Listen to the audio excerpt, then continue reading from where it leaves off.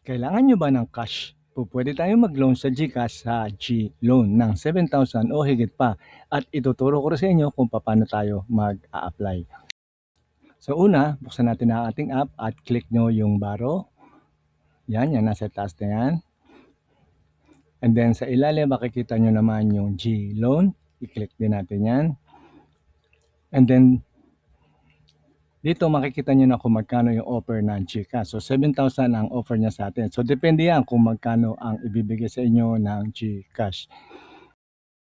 Okay, so kung paano tayo mag-apply, dito na natin sisimulan. Okay, i-enter nyo lang yung maximum amount na in-offer sa inyo ng GCash, which is 7,000. Yan ang offer sa akin. So makikita nyo na yung ibang detail sa ilalim. And then, anong purpose o saan natin gagamitin? Enter lang natin.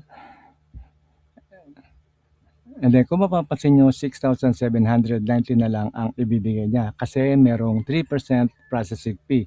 Ang processing fee ay 210 pesos. At ito ay payable sa loob ng 9 months at 1,057 per month. Okay, so ibibigay niya na sa inyo ang details. So, review nyo lang ang mga personal information at there you go. 6,790 na lang ang ibibigay sa atin ng GCash sa G-Loan. Okay, click lang natin yung I agree sa ilalim. Dalawa po yan. And then, ito na yung final. So, 6,790 ang ibibigay sa atin ng G-Loan.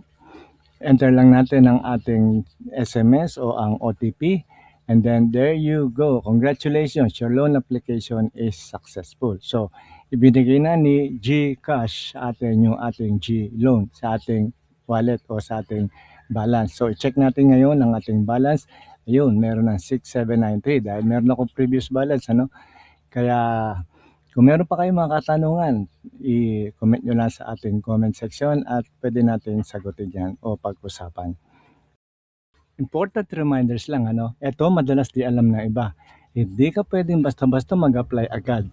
So, kailangan pre-approve lang ang iyong G-Loan. Meaning, si GCash mismo ang mag-o-offer sa'yo. Take note si GCash mismo ang mag-o-offer sa'yo. So, chinecheck nila ang eligibility mo weekly at makakatanggap ka ng SMS. So, tips lang para ma-unlock ang G-Loan mo. Gamitin mo lagi ang GCash. So, gamitin mo send money, pay bills, load, mag-cash in, cash out regularly at magbayad ng utang on time kung meron kang loan. So, habang active ka, mas mataas ang chance na mabigyan ka ng offer. Kung nagkakaproblema ka din sa OTP, ito naman ang bagong update ng GCash. Ang OTP mo ay nasa loob na mismo ng app at may video na rin tayo niyan at ilalagay ko rin ang link sa description para pwede nyo mapanood anytime. Ito pa, para maiwasan nyo ang scam kapag nawala ang inyong phone, subukan nyo itong setup na ito para save ang inyong GCash. So ilalagay ko rin ang link sa description para pwede nyo mapanood anytime. So hanggang dito na lamang at sana ay nakatulong po muli kami sa inyo. Huwag nyo lang po kakalimutan na mag-like, comment at share nyo na rin ang magandang balita na to. Maraming salamat po at huwag nyo lang kalimutan mag-subscribe sa ating channel.